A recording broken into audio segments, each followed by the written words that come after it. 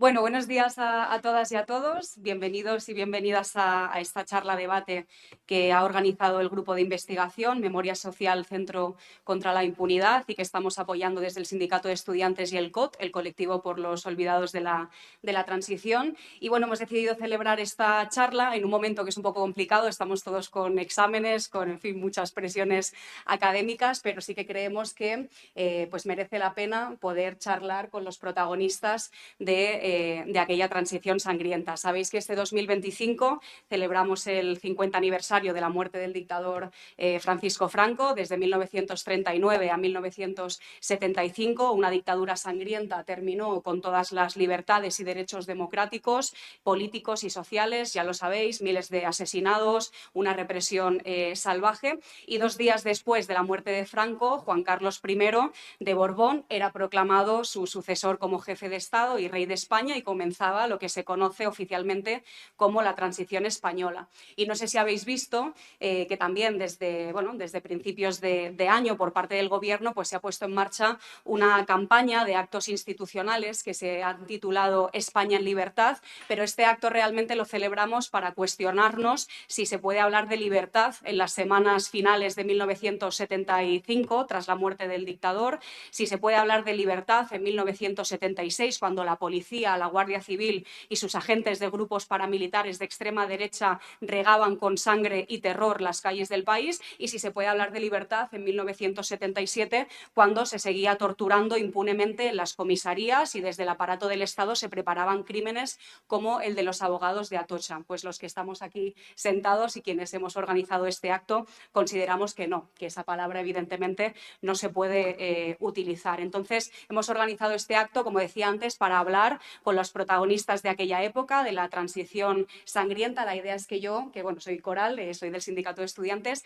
voy a ir haciendo preguntas a los compañeros y a la compañera que están aquí sentados a mi lado, y luego pues abriremos también un turno de preguntas, de debate, de intervenciones para que todas y todos podáis expresar, preguntar o lo que queráis. Así que voy a empezar presentando a los ponentes.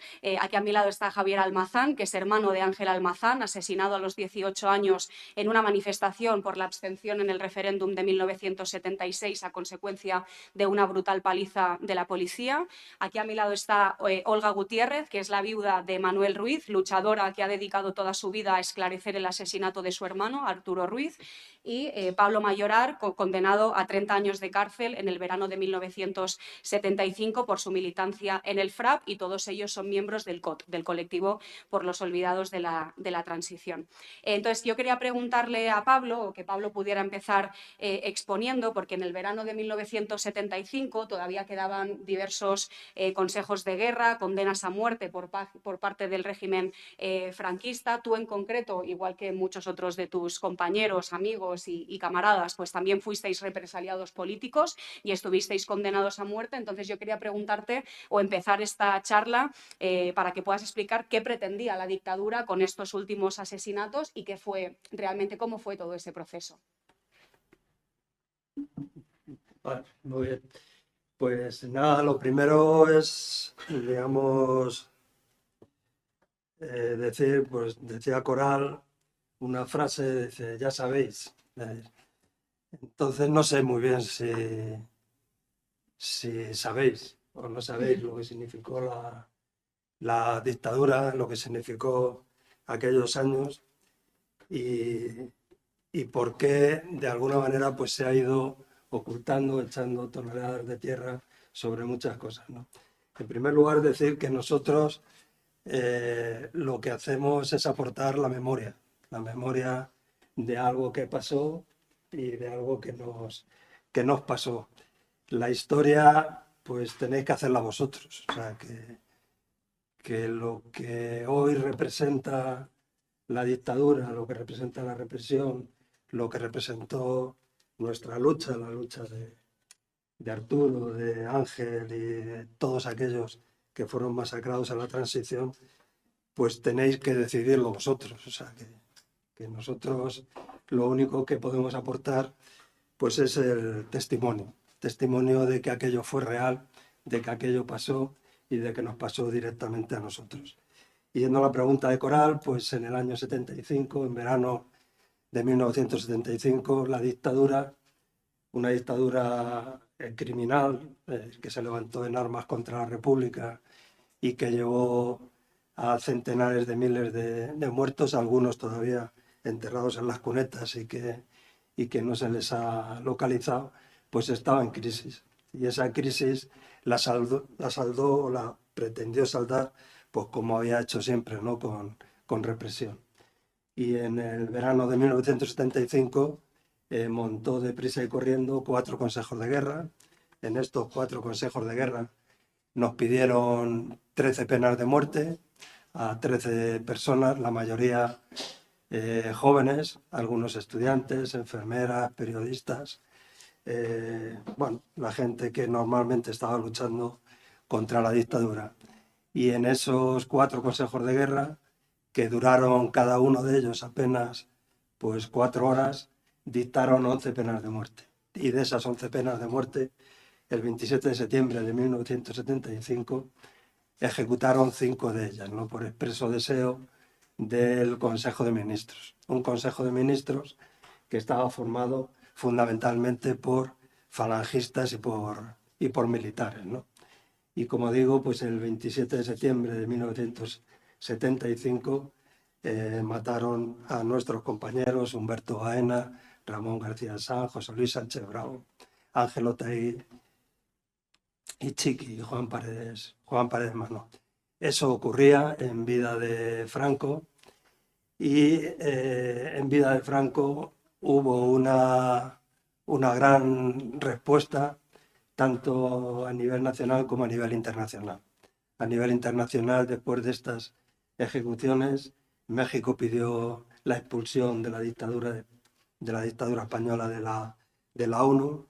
Más de 20 embajadores de muchos países de Europa y del mundo pues se fueron de Madrid para hacer consultas con sus propios gobiernos. Se suspendieron las negociaciones que había con el mercado común y hubo grandes manifestaciones en todos los lugares. Se quemaron embajadas, se quemaron consulados, se rompieron pues muchas de las delegaciones de las empresas de la España franquista de entonces, como Iberia y demás, ¿no? Bueno, pues eso es lo que ocurría en 1975 y eso es lo que en una breve pincelada pues yo os puedo contar en este momento. Gracias. Claro, decías ahora que también que se ha echado mucha tonelada de arena para ocultar lo que ha sido la transición, porque realmente hay un relato oficialista, que de hecho es uno de los subtítulos que hemos puesto al cartel, la verdad detrás del relato oficialista, porque durante mucho tiempo nos han contado que, bueno, que aquí las libertades democráticas y que todo llegó porque, ¿no? Bueno, hubo un rey muy democrático que quería mucho a su pueblo y que de repente pues legalizó toda una serie de derechos y claro, toda esa... bueno, todo ese relato lo que oculta es que hubo, pues en fin, mucha sangre y mucha represión para poder conquistar lo que ahora gozamos y yo creo que eso es algo que os está motivando al COT a hacer estos homenajes que estáis haciendo a las víctimas de la transición que durante todo este año habéis estado haciendo diferentes. Creo que organizasteis uno en marzo, ¿no? Creo que fue bueno, por el asesinato de Ángel Almazán, que fue muy, muy emotivo.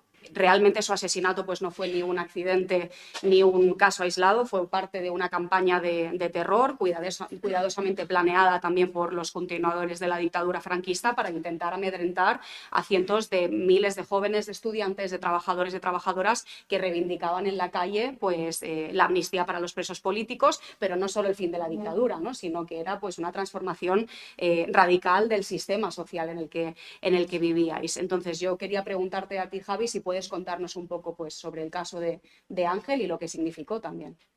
Bueno, para situarlo en contexto, cuando muere Francisco Franco no hay un sucesor claro que pueda continuar la dictadura. España es un lugar geoestratégicamente clave para Occidente y entonces debe haber un régimen que sea estable, sin riesgo a revoluciones y tal. Y como la dictadura moría y moría con el dictador, porque era una dictadura bastante personalista, los cuadros medios de la dictadura, los jóvenes que no habían vivido la guerra, plantearon un paso entre el gobierno dictatorial y una democracia de ley a ley sin cambiar el orden legal, sin hacer ruptura.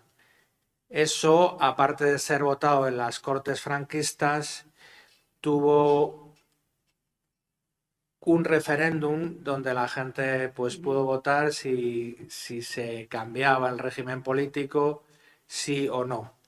El sí estaba apoyado por prácticamente toda la clase política legal en aquel momento y también parte de la ilegal, y el no era por la extrema derecha. El día del referéndum se convocó una manifestación por la abstención en el referéndum que fue durísimamente reprimida, de tal suerte que mi hermano pues fue asesinado a golpes durante esa manifestación. De lo que se trataba era que cualquier disidencia al plan establecido de una transición desde el poder franquista, desde la sociedad y la economía franquista hacia un régimen democrático marcado, pues debía ser duramente reprimida. Entonces, eso significa que existió un plan de aplastamiento de la oposición y, por lo tanto, aquellos crímenes que mi hermano fue uno de los primeros, pero por supuesto no el último, son crímenes de lesa humanidad y, por tanto, no son prescriptibles legalmente ni son amnistiables. Fin. Ah, fin de verdad. Fin. Bien, bien, bien. Bien. Bien, sí, sí. Y evidentemente, como tú decías, pues no fue el último, y lo mismo ahora quería preguntarle a Olga de Arturo Ruiz, porque claro, él fue muerto, fue asesinado por los disparos de una banda de sicarios fascistas al grito de Viva Cristo Rey, y es un caso que realmente se ha convertido en un símbolo de aquellos años sangrientos. Aquí pues tenemos la lona, la imagen también, aquí en Somosaguas, no sé si habéis visto, ¿no?, los diferentes murales que también existen. Entonces yo quería que Olga nos pudieras contar pues cómo fue su asesinato y en fin, ¿no?, un poco cómo sucedió todo el tema. Sí. Sí, como dice Coral, aquí tenemos la lona, aquí la fotografía de Arturo. Y bueno, como decía Pablo, en el 75 hubo los consejos de guerra y las muertes a compañeros de Pablo que estaban en prisión, todos presos políticos. Eso fue en el 75, que fue el año en que muere Franco. Pues en el 1977, 2 años después, seguíamos con presos políticos en las cárceles. Entre ellos estaba Pablo también. Pablo y otro compañero que tenemos en el COD, Manolo Blanco Chivite, en fin. Y había una época de muchas manifestaciones pidiendo, 2 años después de la muerte de Franco, pidiendo que esos presos políticos salieran libres, porque no tenían por qué estar encarcelados aún todavía, ¿no? Entonces se convoca el 23 de enero, se convoca una manifestación, aparte de que pedían también la libertad. O sea, hubo una época de mucha tensión a nivel estudiantil, a nivel político, a nivel social, a nivel de los barrios, en fin, mucho lío y muchas reivindicaciones.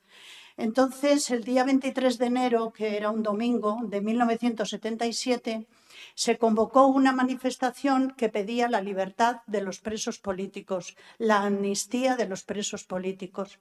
Y bueno, pues Arturo, que tenía 19 años, era un estudiante de bachillerato en el Colegio Nuestra Señora del Recuerdo en Madrid, y además pues trabajaba, pues como casi todos los estudiantes de esa época nos tocó trabajar y estudiar. Entonces también estaba trabajando. Y bueno, se convoca esta manifestación.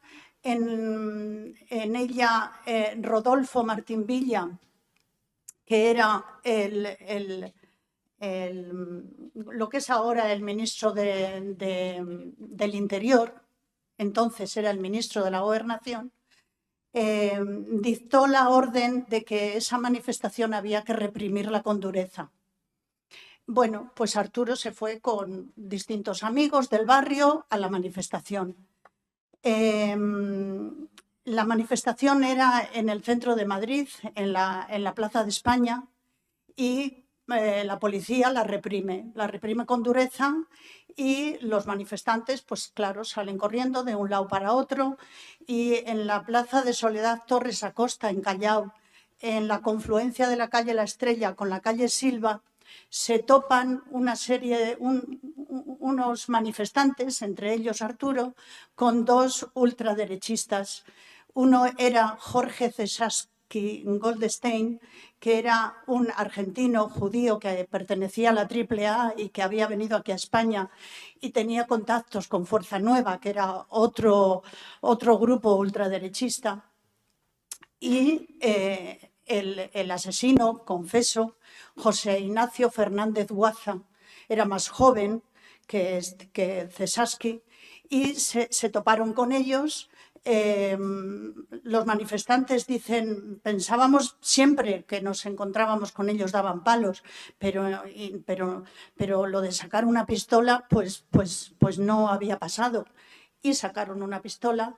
Dicen en el sumario que Arturo salió en defensa de una chica que se llamaba María Sagrario, que Arturo no la conocía, pero esta gente iban con puños y con cadenas y, en fin, entonces salió en defensa de esta chica. Jorge Cesaski saca una pistola, dispara al aire, José Ignacio Fernández Guaza se la arrebata y dispara a Arturo. Le dispara por la espalda, Arturo cae, claro, la gente sale corriendo, en fin, ellos escaparon, la policía les dejó huir. De hecho, los manifestantes poco después hicieron una pintada de Arturo en el suelo y pusieron unas flores y unas velas y tal, y la policía lo destruyó. Arturo le meten en un coche y le llevan a la casa de socorro, pero ya ingresa cadáver. Los dos asesinos huyen y se refugian, fijaros, en unas comandancias una comisaría en la calle Rey Francisco, en el número 21. Se refugian en la comisaría, o sea, eran bandas parapoliciales, no eran bandas de descontrolados, que antes se decía, unos descontrolados han hecho... No, eran bandas que ayudaban a la policía y que eran sicarios del Estado y que estaban ayudando a la policía. Incluso en el sumario, la hermana de José Ignacio Fernández Guaza lo que dice es que mi hermano hacía trabajos que la policía no podía hacer.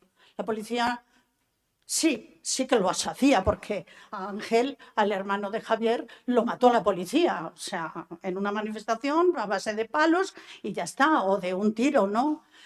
Pero bueno, les ayudaban estas bandas, que eran, pues ya os digo, parapoliciales. Bueno, José Ignacio Fernández Guaza, al día siguiente, cuando ya la policía no puede ya protegerlo más, se va a su casa, coge una bolsa y se va al País Vasco, conduciendo, se va en coche y se refugia en el cuartel de Guernica, en el cuartel de la Guardia Civil de Guernica.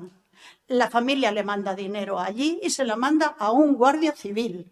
O sea, era amigo de la Guardia Civil y trabajaba para la Guardia Civil. Yo esto lo quiero recalcar porque, como ha dicho Javier, en el caso, bueno, está allí y lo quiero recalcar porque en el caso nuestro, este tío huyó y sigue huido y no ha sido ni detenido, ni juzgado, ni se le ha sentado nunca en el banquillo, ni nada de nada. Y los jueces lo que han dicho es que esto fue en el 77 y esto ya ha prescrito. Y no.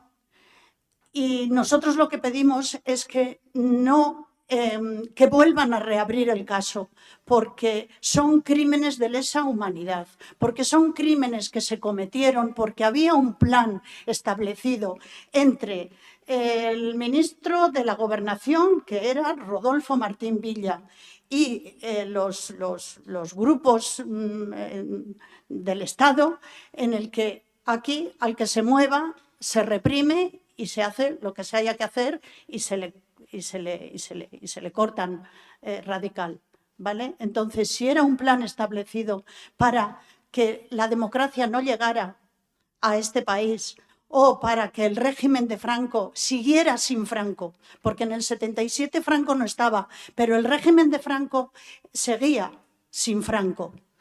Entonces, si había ese plan establecido, pues son crímenes de lesa humanidad. Y los crímenes de lesa humanidad no prescriben, con lo cual, ahora mismo se le podría extraditar al asesino y se le podría juzgar. ¿Vale? Bueno, pues este asesino huye con una documentación falsa que le prepara las fuerzas de seguridad del Estado. Sale de España con un DNI falso y sigue con ese DNI falso porque está en Argentina, siempre hemos sabido dónde estaba, pero ahora ya sí que lo sabemos con claridad, porque hay un escritor que estuvo durante 7 años investigando el tema y dio con el asesino. Es Carlos Portomeñe, que escribió un libro en el 2023, sacó el libro La matanza de Atocha y otros crímenes de Estado. Entonces ahí sale el caso de Arturo y él dio con el asesino y pues vive en un pueblo a 45 kilómetros de Buenos Aires. Cuando teníamos todas las fotografías, toda la documentación, ¿y ahora qué hacemos? O sea, ¿qué hacemos? ¿Quién va y se enfrenta a este tío en un país? ¿Cómo lo hacemos? Pues lo que se nos ocurrió fue ir a 2 periodistas del diario El País, José María de Irujo y Joaquín Gil, que ahora la semana pasada les han dado un premio por esta investigación que hicieron, ¿no? Entonces, con toda esa documentación, ellos ya tenían cosas, ¿no? sobre el asesino. Entonces fueron hasta Argentina y le entrevistan y bueno, pues salió publicado en El País en el 2023, varios días, y ahí el asesino reconoce que sí, que él ha sido. Bueno, a todo esto le dicen, ¿tú eres José Ignacio Fernández Guaza? No, yo no, yo soy no sé cuántos, o sea, con una identidad falsa que sigue todavía con esa identidad que le prepararon aquí. Entonces lo que dice es que sí, que él que no se arrepiente de nada, que le tiró al corazón, que es que creo que fue ese, me tiró una piedra.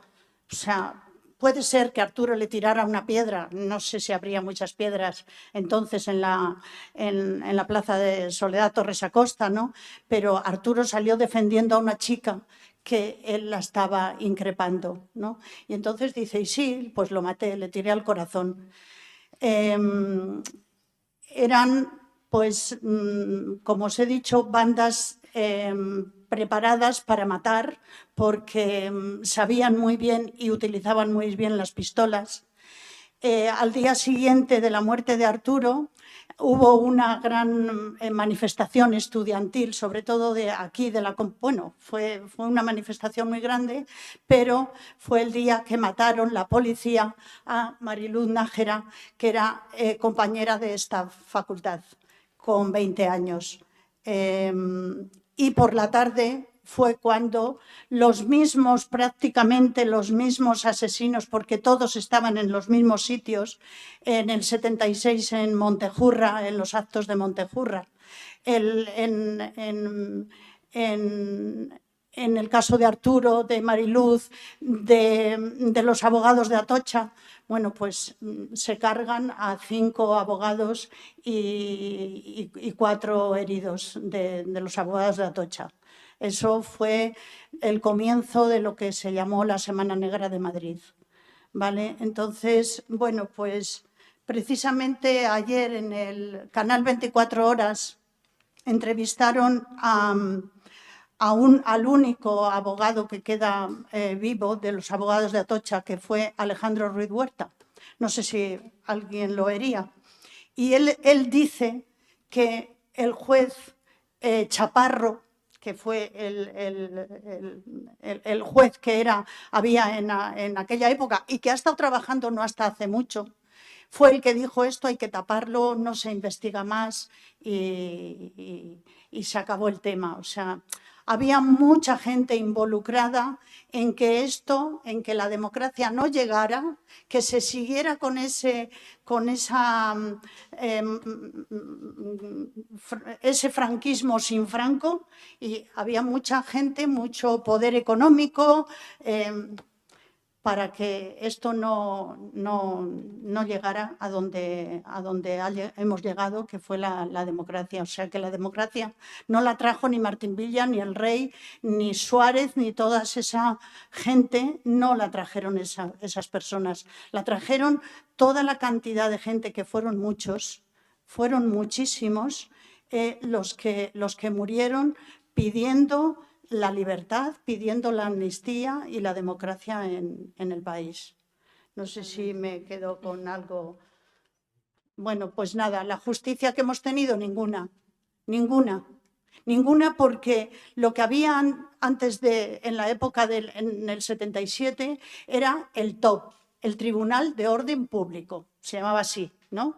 Ahí detenían al más mínimo que hiciera cualquier cosa, le detenían, le llevaban a la Puerta del Sol, donde la Ayuso no quiere poner una placa, y donde maltrataban y prácticamente les dejaban muertos a los que estaban en contra de que esto ocurriera, y ese TOP, esos mismos jueces, se convierten en la Audiencia Nacional.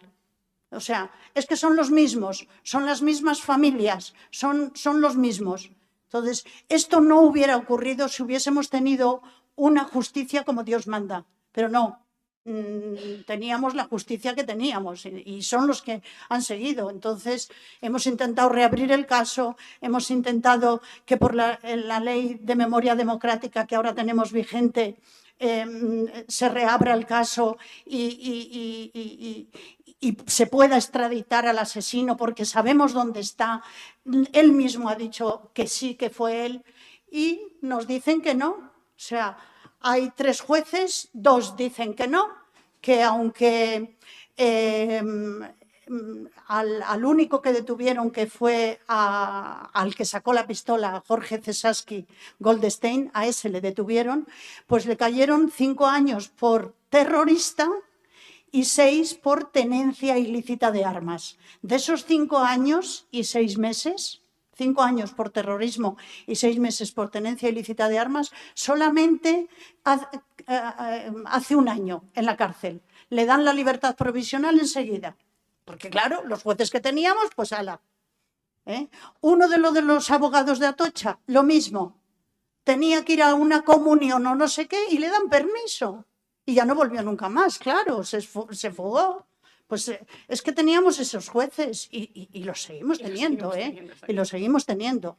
Entonces, no sé si me estoy extendiendo mucho, pero vamos, que de esos 3 jueces que hemos tenido ahora en el 2023, tres, dos dicen que no está claro que la muerte de Arturo tenga relación con el franquismo. O sea, eso dicen, que no está claro. Que aunque el caso fue por terrorismo y tenencia ilícita de armas, no está claro que eso fuera por el franquismo, con lo cual no. Pero hay un juez que se llama el juez Ricardo de Prada, que la verdad es que menos mal, porque lees y dices, menos mal que este hombre está de acuerdo en lo que decimos, ¿no? Pues le rebate con bastante crudeza a sus compañeros, pero claro, son 2 contra 1.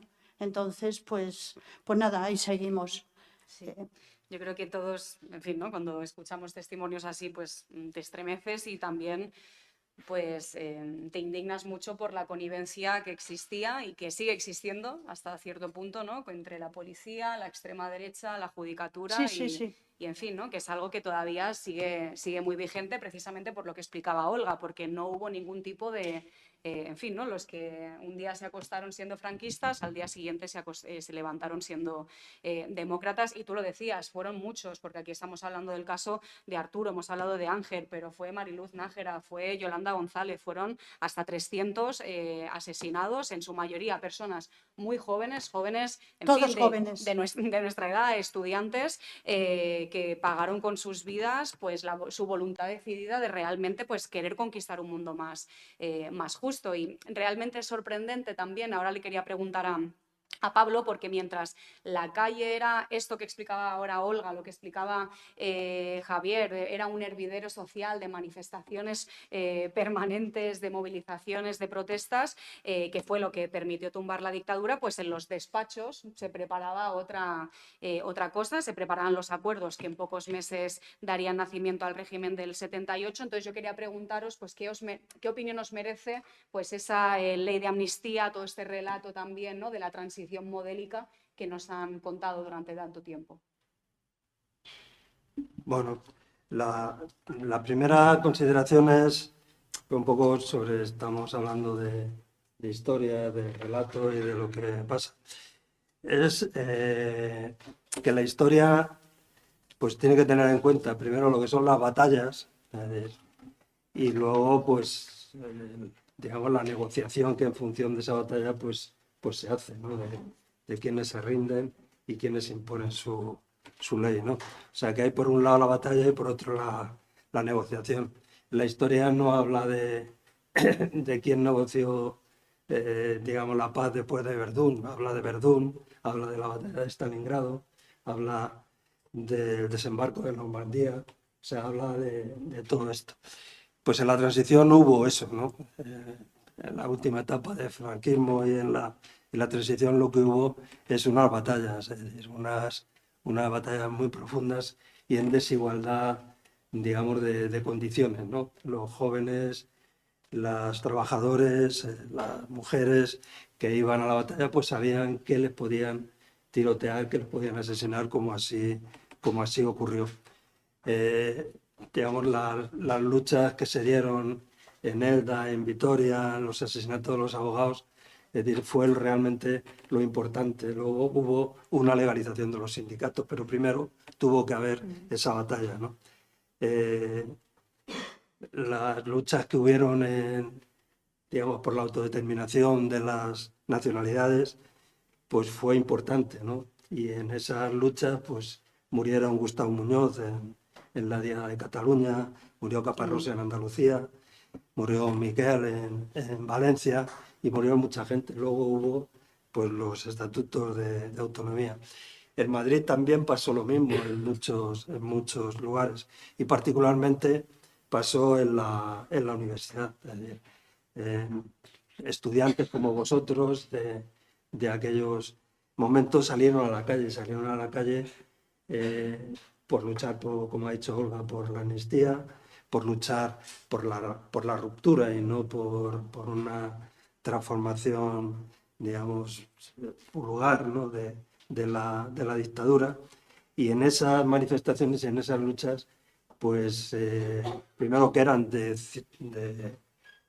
cientos de personas, de miles de personas, pues aquí solo en Madrid Murió Carlos González en el 76, Ángel Almazán en el 76, Arturo Ruiz, Mariluz Nájera, José Luis Montañés, Emilio Martínez, Yolanda González, Vicente Cuervo y probablemente algún otro que no recuerdo. Esas fueron las luchas, es decir, que hicieron posible, digamos, la transformación de un régimen brutal que prohibía todo, es decir, la dictadura prohibía absolutamente todo, la manifestación, la asociación, la expresión, y aquí sancionaban por cualquier cosa todo. En Semana Santa la Guardia Civil te podía meter en la cárcel por escuchar música, en los cines, en los abutacadores te podían llevar a la policía por mostrar muestras de afecto, la pareja y demás.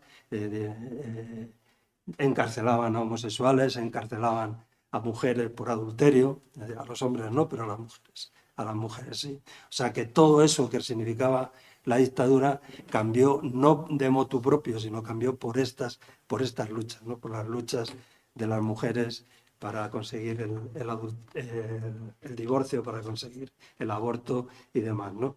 No fue la propia dictadura la que dio, digamos, de buen grado, es decir, todos estos y cada uno de estos pasos. Hicieron falta, como decía Coral, muchas manifestaciones, muchas huelgas, mucha lucha, y esta lucha, es decir, trajo consigo pues más de 300 asesinatos. Probablemente luego hablemos de ello, pero lo que venimos también aquí a reivindicar, digamos, es que no se está haciendo justicia, que no se está diciendo la verdad, que se está planteando una historia, un relato mentiroso. Por eso nosotros, los familiares, los amigos y la gente, es decir, que conocimos y que vivimos y que convivimos con todas aquellas personas que perdieron la vida, hemos tenido que hacer el colectivo por los olvidados de la transición, ¿no? Hay miles de asociaciones memorialistas o cientos y miles de personas que participan en ellas. Y lo hemos hecho porque ha sido estrictamente necesario, porque los poderes que tenían que hacer eso no lo han hecho. Es decir, hoy no hay un boletín oficial del Estado que digan durante el periodo 75-83 se han producido estos asesinatos por parte de la policía, de la Guardia Civil y de las bandas fascistas. No existe eso, lo tenemos que estar reivindicando nosotros. Nosotros tenemos que hacer las fotos de cada uno de ellos, nosotros tenemos que hacer las placas de cada uno de ellos y ponerlas en donde nacieron o en donde fueron asesinados, ¿no? Eso es lo que hay que cambiar, y eso os lo vuelvo a decir, os corresponde a vosotros. Nosotros podemos dar el testimonio de que aquello fue así, pero los que tenéis que ejercer y decir que hay que cambiar de una vez el relato, que eso no puede ser así, sois vosotros. Muchas gracias. Yo creo que... Uy.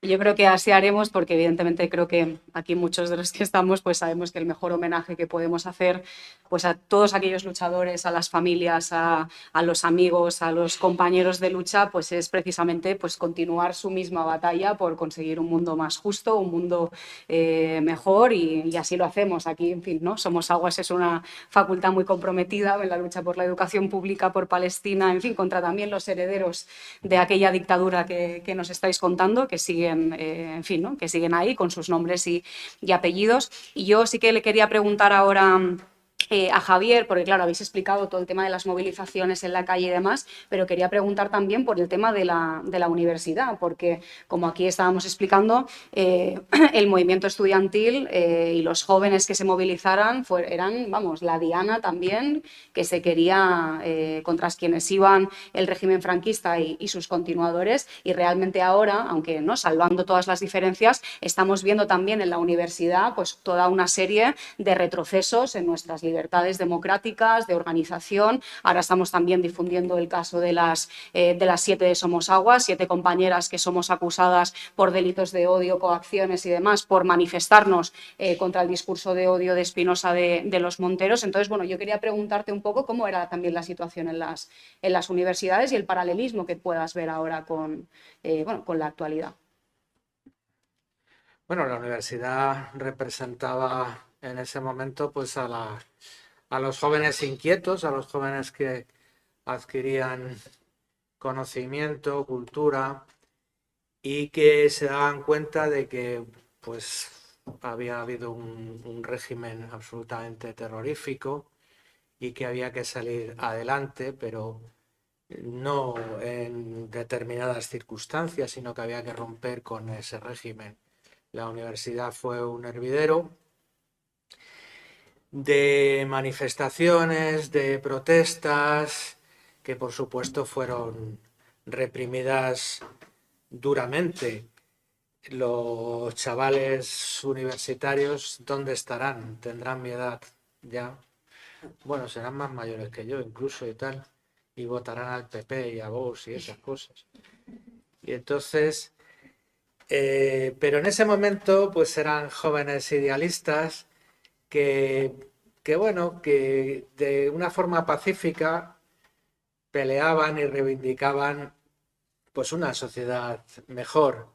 Por supuesto, eso era un anatema y recibieron pues los golpes y la represión que merecían según el poder establecido. Esto yo me lo imagino como un terrón que echas en el café, ¿no?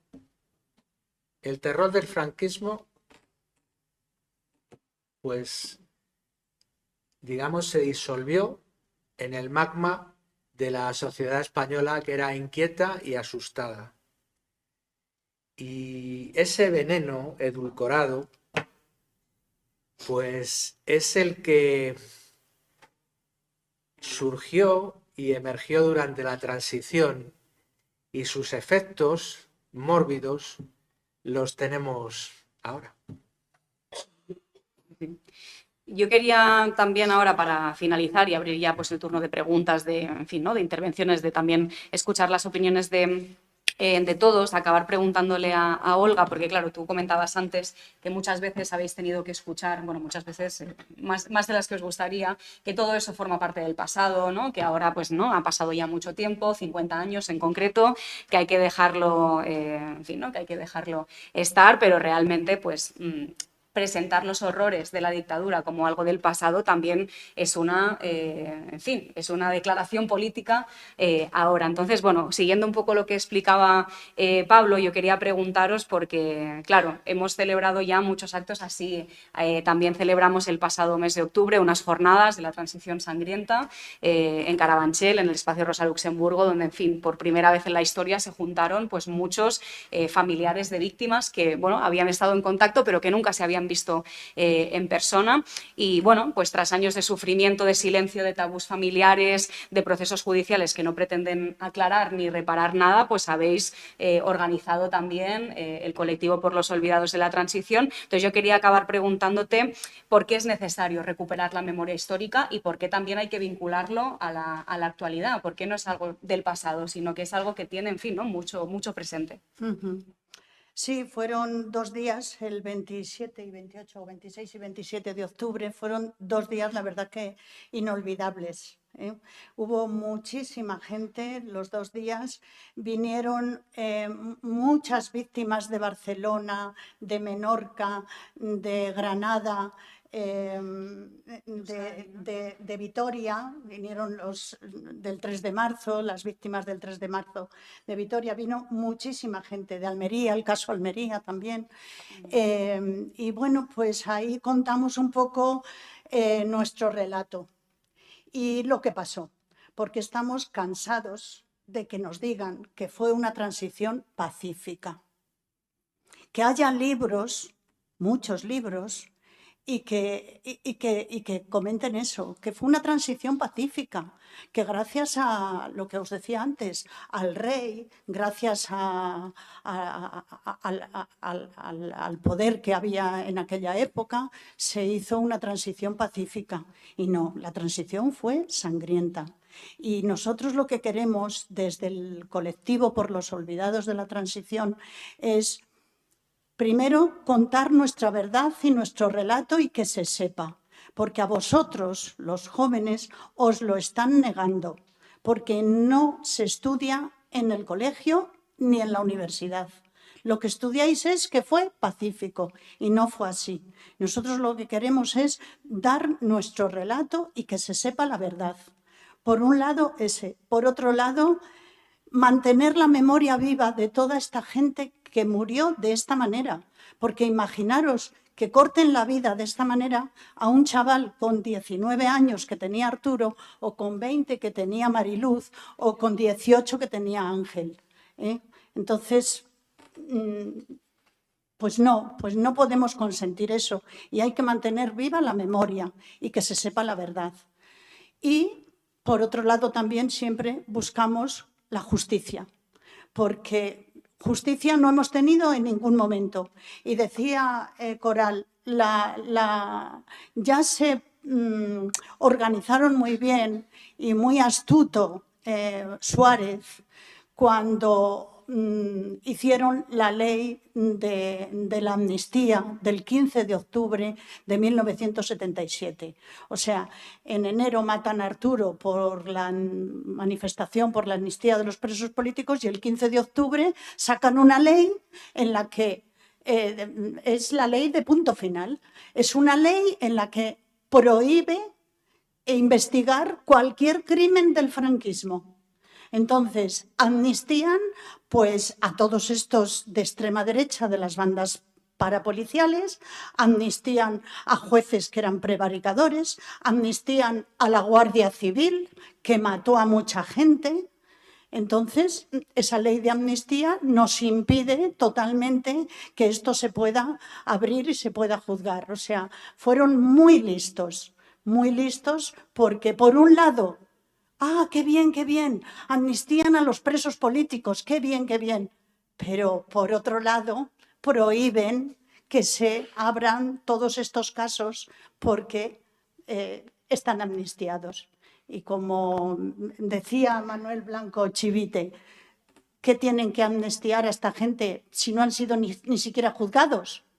Pues el por si acaso, ¿no? Eso es lo que dice Manuel Blanco Chivite, el por si acaso, ¿vale? Entonces, bueno, pues claro que vamos a seguir trabajando en ello, claro que vamos a seguir haciendo nuestros homenajes, porque el día 23 de enero siempre, el día 15 de diciembre se hace el de Ángel Almazán, el 23 de enero el de Arturo, el 24 de enero el de Mariluz, el 24 de enero los abogados, en febrero el de Yolanda González, el de Cuervo, Vicente Cuervo, en fin, siempre estamos haciendo todos estos homenajes, intentando que sean reconocidos los que todavía no son como víctimas del terrorismo. Arturo sí que es desde el año... Ahí estamos, intentando siempre... Arturo tiene una placa puesta en donde lo asesinaron, que fue en la Plaza de Soledad Torres Acosta, como os he dicho antes, y tiene una placa puesta en la que dice verdad, memoria y justicia. Pues esas tres palabras son las que nosotros estamos luchando, por la memoria, por la verdad, porque se diga la verdad de lo que pasó y nuestro relato machaque al otro relato de que fue una transición pacífica. No, fue una transición sangrienta, y es lo que nosotros desde el COT pues es lo que seguimos haciendo. Por otro lado, bueno, pues la verdad que hubo mesas redondas en esos días de las jornadas. No solamente fueron las víctimas, sino que bueno, hubo también presentaciones de libros muy interesantes, hubo mesas redondas en las que se habló de cómo las mujeres, el papel que las mujeres tuvieron en esa época de la transición y de las huelgas que muchas hicieron. Y hubo música, hubo poesía y también el último día proyectamos la película, porque tenemos una película que habla sobre el asesinato de Arturo, el de Mariluz, el de Ángel, el de los abogados de Atocha. Se llama Las armas no borrarán tu sonrisa, en la que esa la hizo mi marido antes de... La estrenamos poco después de que mi marido falleciera. Y bueno, ahí explicamos no solamente estos casos, sino los 300 o prácticamente 300 casos que hay. Entonces proyectamos la película, vino el director, hicimos después un coloquio y bueno, pues ahí vamos con la película yendo por unos lados y por otros. Se ha proyectado ya en prácticamente toda España y ahora en el mes de mayo seguimos y tal. Y bueno, a ver si para el curso que viene la podemos proyectar aquí en la universidad para que la veáis, porque hay muy pocas, no hay ninguna. Creo que es la única que habla de ese tema y dejando las cosas muy claras de lo que pasó. Y luego, por otro lado, pues vamos a editar un libro también sobre las jornadas, sobre los relatos que se hicieron en estas jornadas, que vinieron, ya os digo, muchos familiares, y los que no pudieron venir, pues mandaron unos vídeos donde ellos explican lo que... Y todo eso va a quedar reflejado en un libro que lo sacaremos ahora en el mes de abril. O digo, en el mes de mayo, pues que ya estamos, o sea que será ahora, sacaremos el libro. Y creo que nada más. Si queréis añadir algo. Gracias.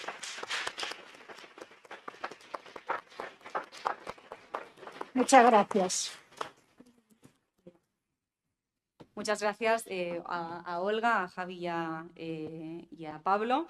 No te preocupes, que vamos a proyectar la película aquí en Somos Aguas seguro. A partir del mes de septiembre nos vamos a poner a organizarlo, porque de verdad que es una película fantástica. Los que hemos tenido la suerte de verla es de estas que te dejan el corazón encogido, pero en fin, ¿no? Que te dan también la fuerza necesaria para seguir luchando para cambiar el mundo. Y nada, ahora vamos a abrir el turno de preguntas, en fin, de todo lo que queráis preguntar. Yo os animo a todos, porque no todos los días tenemos la oportunidad de poder hablar directamente pues, con personas que han sufrido en primera persona pues, toda esta represión y todo lo que estamos hablando. Cualquier pregunta, cualquier aportación, en fin, ¿no? Un poco lo que todo el mundo quiera expresar. No seáis tímidos, aquí nos conocemos todos, así que nada. A mí me gustaría preguntar si realmente valoráis que se pueda hablar de transición y de democracia cuando hemos visto que se mantienen estructuras judiciales, que hay actores y procesos que se siguen manteniendo más allá de no solo la transición, sino también la ley de amnistía que habéis comentado, ¿no? Y cómo ahora mismo, a pesar de que ha habido un disciplinariamiento de la población, pues sigue habiendo infiltraciones policiales y sigue habiendo otras formas por las que el Estado sigue intentando controlar todos los movimientos que se le puedan llegar a escapar. Muchas gracias. ¿Quién contesta? Hombre, por supuesto que hay una diferencia sustancial. O sea, es evidente que la dictadura era un régimen de auténtico terror. Por ejemplo, aquí estaríamos todos detenidos. Se nos llevaría al calabozo y tal, y nos darían unas cuantas hostias a cada uno y tal. Ha habido un cambio realmente visible y palpable. Otra cosa es que ese cambio sea insuficiente para nuestros anhelos, nuestros afanes, nuestros deseos, eso sí. Y que hay muchísimo por hacer, pues evidentemente. Y que eso podía haberse hecho mucho antes, pues también. Pero eso parte de que no hubo ruptura, sino transición. Entonces, pues aquí estamos.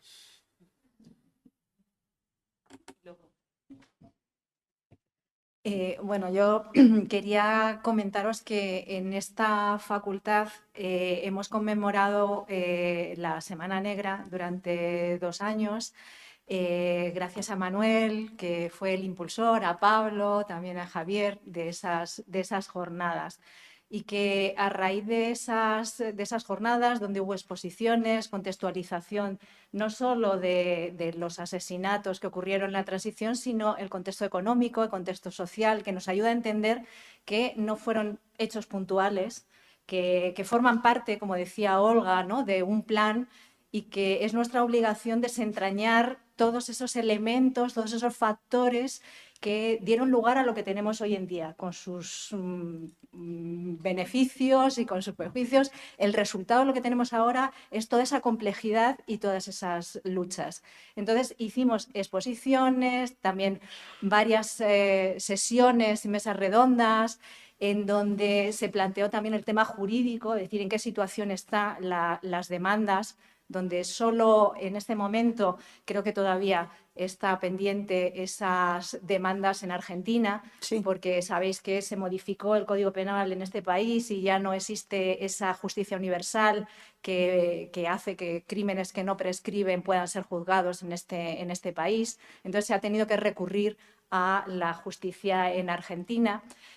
Bueno, se hicieron toda esa serie de actos para contextualizar y también utilizamos el arte porque nos damos cuenta de que es una forma de expresión y también de cambiar el relato el que podamos tener imágenes, reconocer a las personas y las luchas. Se hicieron varios talleres y los murales que tenemos en esta facultad son fruto de esas jornadas. El mural que está al lado de la biblioteca, que todos reconocéis, en donde según entráis en la biblioteca, en los ladrillos, y todos estos nombres de las víctimas de Madrid están abajo. Muchos, bueno, Javier y Manuel también nos grafitearon ahí los nombres. Bueno, tenéis todas esas imágenes y también el mural dedicado a Mariluz Nájera, que tenéis a la entrada al bar de estudiantes, a la cafetería de estudiantes. Todos esos son resultados de todo ese esfuerzo que estamos haciendo en esta facultad de recuperación de la memoria en un periodo muy silenciado, que es el de la transición. Bueno, os voy a contar que vamos a seguir con ese proyecto y lo vamos a ampliar. Este año, en octubre, vamos a intentar que esta sea un lugar de memoria, que la facultad se denomine lugar de memoria, y continuar con este trabajo, con este esfuerzo. Se creó un grupo donde tenemos aquí también algún alumno, a Beatriz, algunos alumnos que están haciendo TFG sobre ese periodo, un TFG que está preparando Bea sobre 2 productos audiovisuales, la serie Cuéntame, que seguro que os suena, y la transición, un documental sobre la transición de Victoria Prego. Cuando presente Bea el TFG, que ya lo va a presentar ya mismo, os invitaremos para que podáis escucharla, porque es un trabajo muy bueno de cómo a través de esas imágenes también se nos va construyendo ese relato y que vamos interiorizando todas esas imágenes. Bueno, pues deciros que todo eso está en marcha y que todos vosotros podéis participar al año que viene o al curso que viene. Si seguís aquí, hacemos esa invitación a convertiros también en agentes de memoria.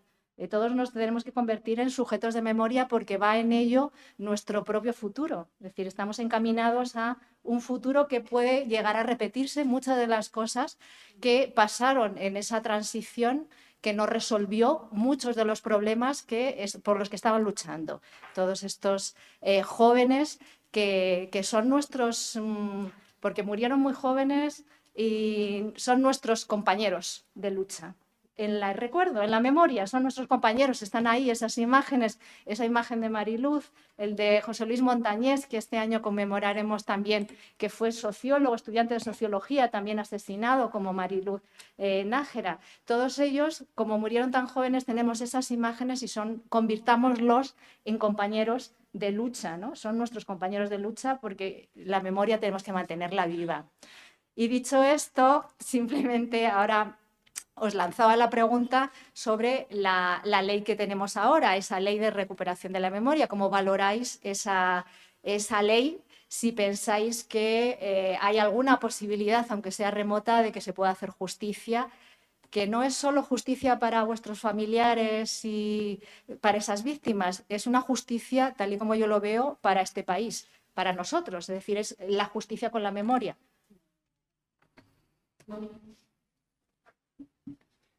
Bueno, la ley, primero, es una ley tardía, que viene muy tarde. Es la continuación de otra de 2007, pues, que no hizo nada o hizo apenas poco. Y es una ley en la que se han pretendido hacer algunas cosas que ni siquiera esas cosas se han realizado. Bueno, se han hecho algunas, pero no todas.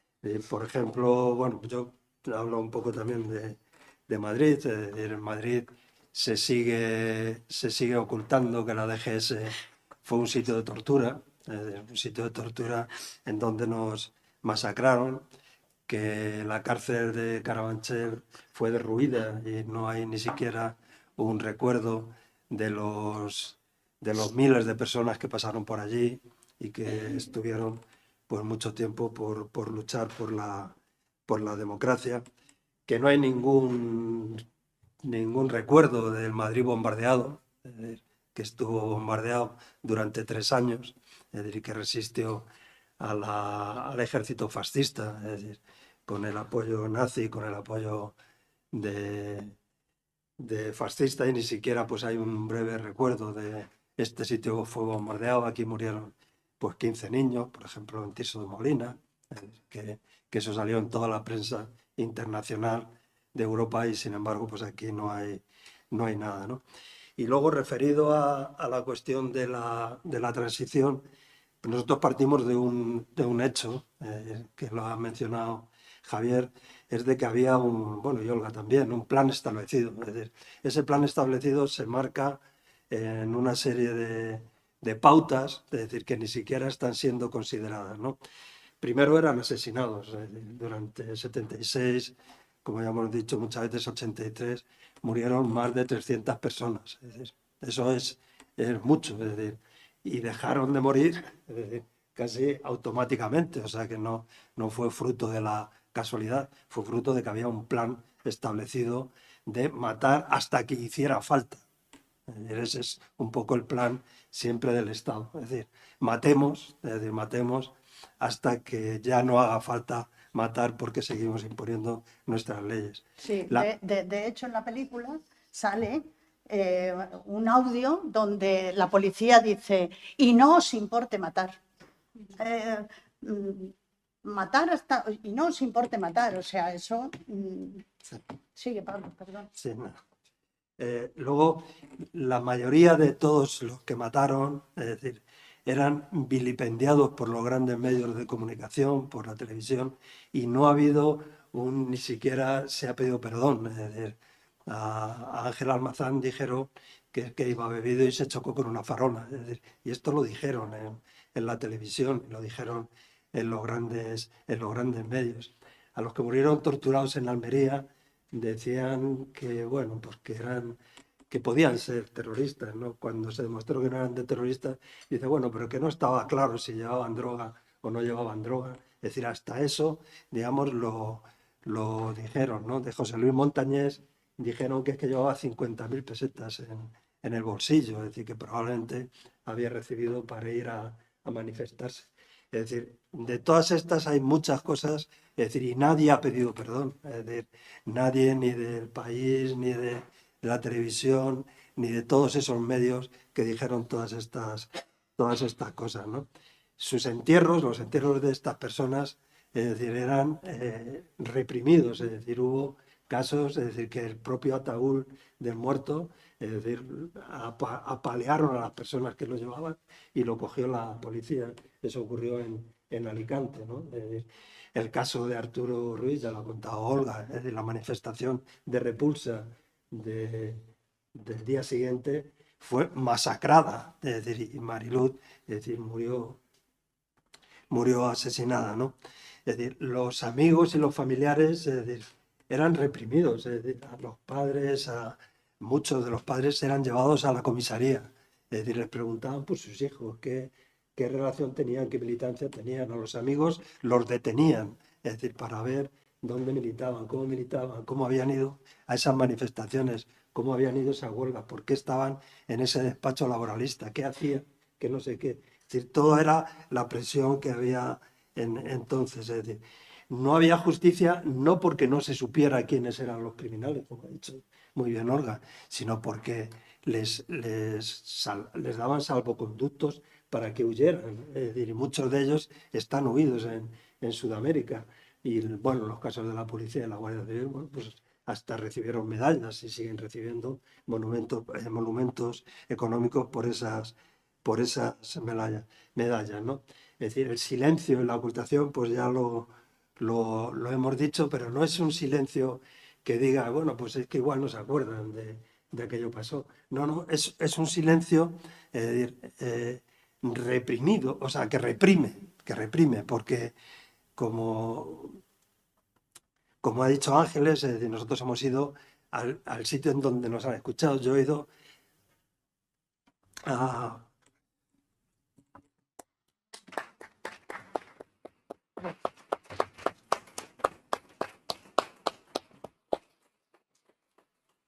Yo he tenido que ir a Buenos Aires a 10.000 kilómetros, por supuesto, pagándome el viaje de mi bolsillo. Es decir, a que me escucharan, es decir, de por qué me habían procesado a muerte, ¿no? Es decir, la jueza ha pedido,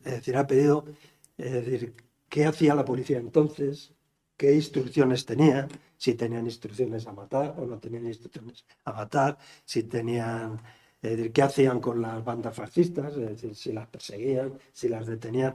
Bien, ninguno de todos estos exhortos, cada uno de estos exhortos que ha hecho la jueza María Servini no han sido contestados. Es decir, yo he ido al consulado de Argentina a declarar antes de ir a Buenos Aires y el gobierno de turno, es decir, uno por parte del PP y luego otro por parte del PSOE, me lo han impedido, han dicho no pueden declarar. Es decir, o sea, que no es que haya un olvido, ¿no? Que digan, no, es que, perdón, pero nos hemos olvidado de que hubo 8 estudiantes asesinados en Madrid. No, es que a quienes lo recuerdan, a quienes dicen esto pasó aquí, todavía los reprimen, todavía los machacan. Es decir, eso es lo que esta ley no hace.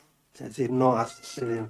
Han hecho una ley, digamos, un poco para formalizar el hecho de que es necesario que hubiera un cambio, un mínimo cambio, ¿no? Han sacado cosas que están bien, han sacado a Franco del lugar de honor que tenía, han sacado a José Antonio, han sacado a Queipo de Llano, este misógino y criminal, es decir, de la Basílica de la Macarena, Sí. pero luego no han seguido, es decir, no han seguido pues, con todas estas cosas, ¿no? Diciendo, oye, pues si hay un juez, es decir, en Argentina, que está pidiendo una serie de cosas, démoselas y se sigue el proceso. Y si Martín Villa sigue estando procesado, es decir, pues demos todas las pruebas y demos todos los elementos que permitan que este hombre sea juzgado. No que sea condenado, sino que sea simple y llanamente juzgado y que se pueda establecer una verdad jurídica, que es lo que nosotros estamos pidiendo. Es decir, que hay muchas películas buenas, como la que nosotros os hemos recomendado, que hay muchos libros buenos, que hay mucha poesía, que hay muchos cuadros, que hay muchos murales. Es decir, todo eso está, pero nos falta una cosa, y es el boletín oficial del Estado. El boletín oficial del Estado.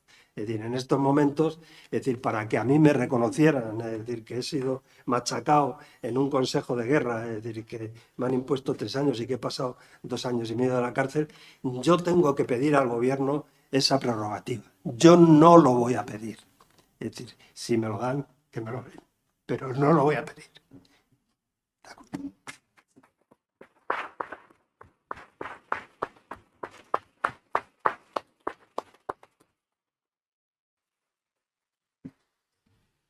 Muchas gracias, Pablo. Por Creo ahí que había levantado la mano alguien por aquí antes. Ah, y luego... aquí. Quería preguntar justamente cómo surge el COT, ¿no? O sea, cómo da lugar como organización y cómo os juntáis. Pues en los bares, fundamentalmente, con una servilleta. Bueno, pertenecíamos a un grupo de memoria, pero nos dábamos cuenta de que la transición sí se trataba en los temas de memoria, pero de forma subordinada a temas del franquismo, de cunetas, de historias de la guerra civil y todo esto y tal. Y nosotros pensábamos que tenía que tener una entidad propia y única en una asociación. Entonces, pues decidimos que, bueno, pues que entre familiares de personas asesinadas, familiares y amigos de personas asesinadas y gente que quisiera apoyarnos, pues montar una asociación que tuviese como objetivo, pues, contar un relato diferente del que se estaba narrando hasta el momento de cómo fue ese periodo. Entonces, pues en un bar y con unas servilletas, pues esto estaba ahí Ángeles, que se le ocurrió eso de por los olvidados, que tanto problema tiene porque la gente dice de los olvidados, y es por los olvidados. Y entonces, lo que pretende el COT es que cuando nos dicen que hay que pasar página, pues decir, pues sí, pero primero hay que leerla. Y nosotros pretendemos que se lea la página. Y ya está. Y eso es lo que vamos a pretender. Porque, y en la pregunta de Ángeles sobre el análisis jurídico de la ley de memoria democrática, es una ley que habla de verdad, pero no ha hecho absolutamente nada por establecer o por investigar la verdad de los crímenes de la transición. Habla de justicia, pero no contempla el que puedan reabrirse los procesos judiciales y establecer un análisis jurídico o un análisis judicial de lo que ocurrió de verdad. Y habla de reparación, pero no tiene ningún afán de reparación de nada, o sea, absolutamente nada. Ni siquiera en su texto legal habla de transición, habla de franquismo. Y con eso se quiere tapar la transición. No es que considere la transición como algo que se incluya dentro del franquismo, que eso sería la bomba, ¿no? O sea, sería más revolucionario que el Che Guevara, sino que no quiere ni siquiera poner esa palabra. O sea, quiero decir que es una norma igual que la ley de memoria histórica, una ley de punto final. ¿Vale? Diga, bueno, chicos, ala, ya tenéis la ley y callaros una puta vez. Y ya está. ¿Se me escucha? Sí. Bueno, muchas gracias por los relatos, la verdad que son bastante conmovedores y un poco yo quería seguir por la línea de lo judicial, por así decirlo, y quería preguntaros si, bueno, visto que se han agotado como las vías nacionales en cuanto a todos estos casos, si se han llevado alguno de estos casos a instituciones judiciales más grandes en cuanto a derechos humanos, por ejemplo, el Tribunal Europeo de Derechos Humanos, ya que son casos que van en contra de la humanidad, son actos de lesa humanidad, y no sé si los habéis llevado y si es así, ¿cuál ha sido la respuesta por su parte? Gracias. Sí, bueno, a ver, en nuestro caso llevamos ya unos cuantos años en la querella argentina y la jueza María Servini, que es la jueza que lleva el caso allí en Argentina, pues imputó a Rodolfo Martín Villa, que antes os he dicho quién era, ¿no? Y porque era el responsable político de 12 asesinatos, entre ellos el de Arturo. La querella está muy parada porque piden datos y cosas y papeles a España y España no se lo manda.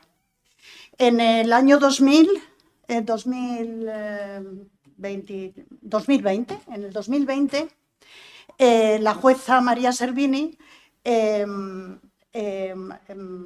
tomó declaración a Martín Villa aquí en Madrid, en la Embajada de Argentina, y salieron, le entregaron a la jueza una carta firmada por Felipe González, José María Aznar, Rodríguez Zapatero, dirigentes de comisiones obreras y UGT, defendiendo a Martín Villa.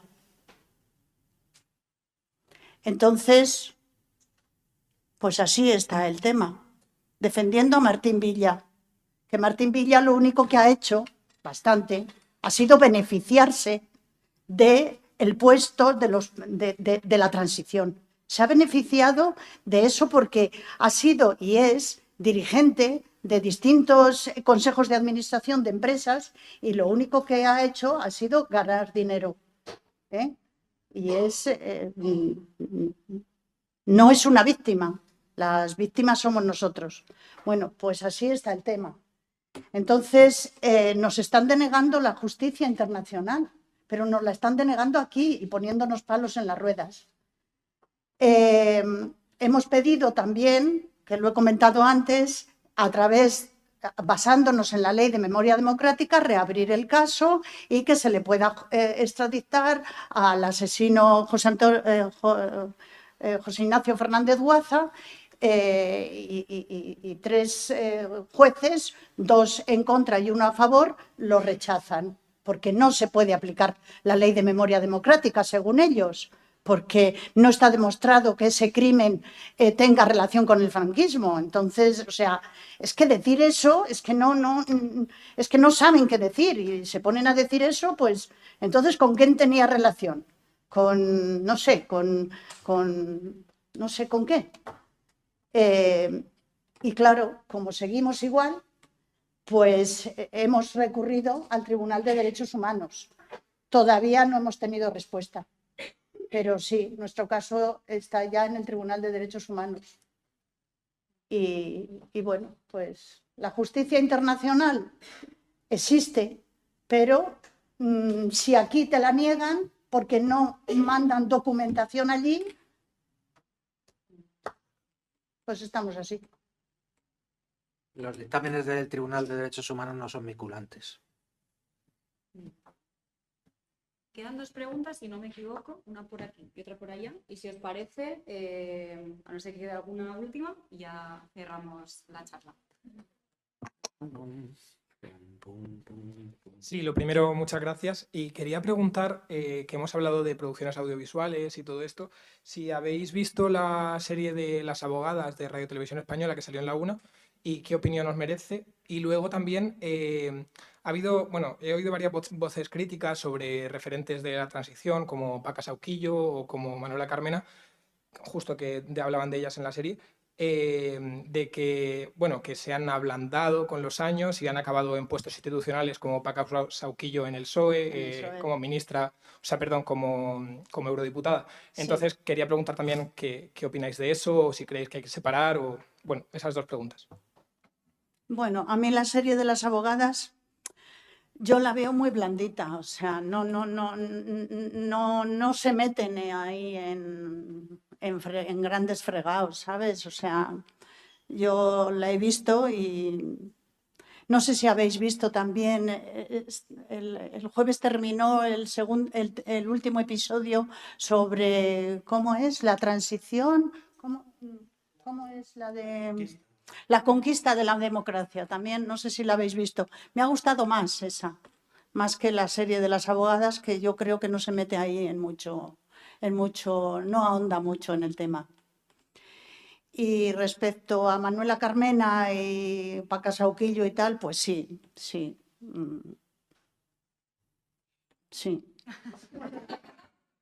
No sé qué decirte.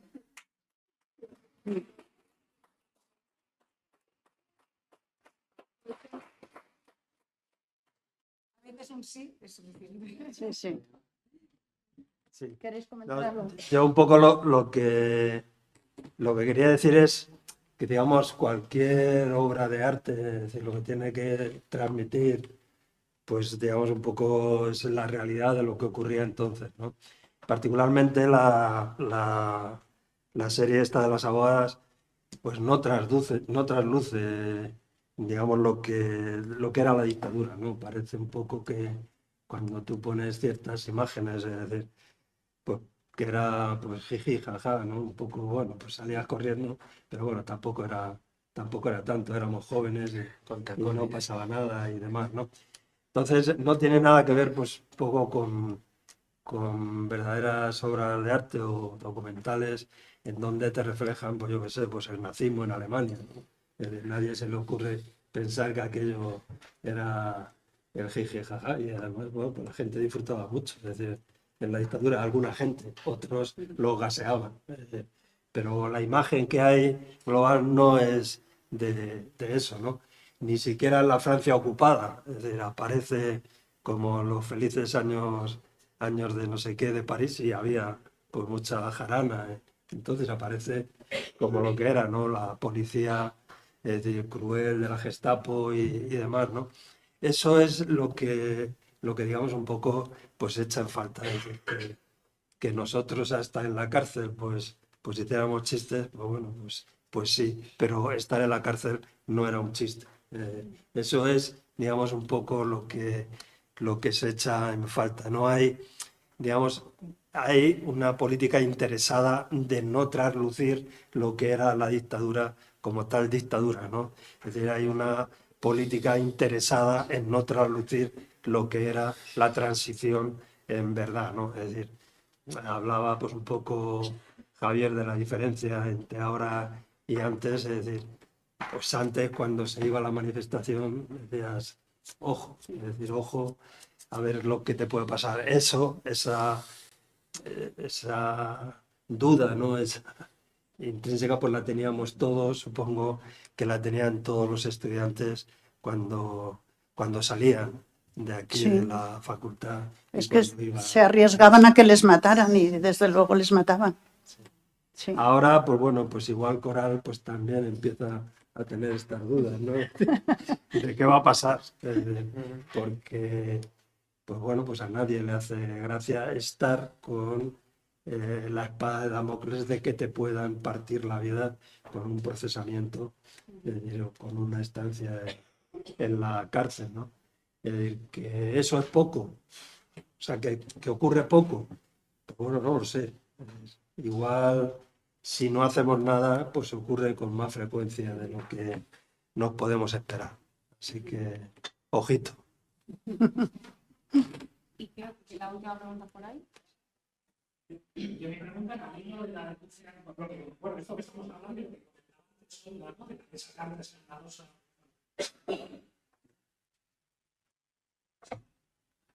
Vale, que digo, al hilo de esto que estáis comentando y lo que denunciaba antes Olga, ¿no? Que realmente es escandaloso como organizaciones que se supone que además fueron legalizadas por toda esa lucha que llevó esa juventud, muchos de los cuales hoy estamos recordando que fueron asesinados, pueden hacer una carta en apoyo a alguien como Martín Villa, ¿no? Y claro, realmente en esto que habéis explicado, que no fueron acciones descontroladas, que fue un plan muy preciso, ¿no? Un plan que además guarda relación histórica. Antes hablaba Javier, ¿no? De cómo el Estado español históricamente ocupaba una posición estratégica y cómo efectivamente después de cuando en toda Europa se democratizó la sociedad, el imperialismo estadounidense, toda una serie de grandes multinacionales decidieron que en el Estado español les interesaba que siguiese manteniéndose la dictadura de Franco. Y luego, cuando esa dictadura se deshizo con ese azucarillo, ¿no? Por la acción del pueblo, ¿no? Que explicaba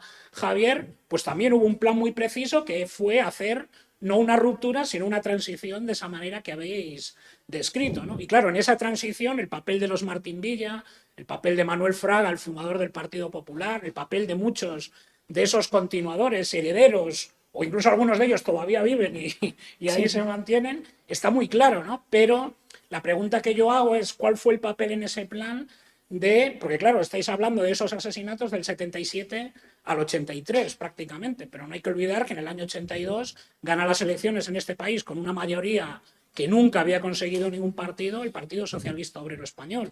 Y yo me acuerdo cómo mi padre, que era afiliado de la UGT, celebró eso como una victoria y pensando que, bueno, pues que se haría justicia, que cambiarían muchas cosas y que entre ellas cambiaría pues bueno, la memoria histórica, lo que había pasado de gente que él conocía, que había sido asesinada o había sido represaliada. Y evidentemente eso no cambió, ¿no? Entonces, preguntar cuál fue el papel en todo eso de personajes como Felipe González, de personajes como Santiago Carrillo, ¿no? También secretario general del Partido Comunista de España en el momento que se hace esa transición, y que el propio Suárez defendió, ¿no?, como una pieza clave para llevar adelante la transición. Entonces, bueno, ¿cuál fue el papel de los dirigentes que en ese momento tenía el Partido Comunista y de los dirigentes del Partido Socialista Obrero Español?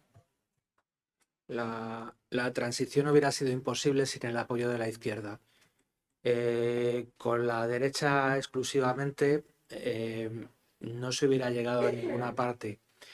Para la izquierda, por ejemplo, el Partido Socialista renunció al sustrato ideológico marxista en un momento determinado para acoplarse, digamos, al proceso establecido de transición. El Partido Comunista, y esto me gusta decirlo, cuando ocurrió el asesinato de los abogados de Atocha, eso fue un escándalo muy grande, porque se había interpelado la abogacía en general, fiscales, jueces, se habían interpelados por unos asesinos que mataban a sangre fría a unos compañeros. La manifestación fue enorme y logró aglutinar a un número impensable de personas de todas las ideologías. Ese fue el momento en el que pudo existir la ruptura. Ese fue el momento en el que había una oportunidad de romper. Es decir, ya está bien, nos habéis asesinado a los nuestros, a sangre fría. Estamos aquí en la calle y de aquí no nos va a sacar nadie, hasta que no se rompa. Pero hubo una orden del Comité Central del Partido Comunista, de Santiago Carrillo y su compañía, que dijo que no, que había que estar en silencio, y que tenía que ser un cortejo fúnebre como en las calles de mi pueblo. Entonces, la derecha española descubrió que el Partido Comunista podía controlar la calle y que podía ser un socio para el Club de la Transición, un socio indispensable. Y con la derecha y con la izquierda, que en el Club de la Transición no se distinguen porque todos tienen el mismo objetivo y han anclado el poder, su propio patrimonio y su propio prestigio y su propia carrera en los cimientos de la transición. No se distinguen ideologías. Y por eso no es de extrañar que líderes sindicales y políticos de izquierda apoyen al compañero y socio del club, Rodolfo Martín Villa.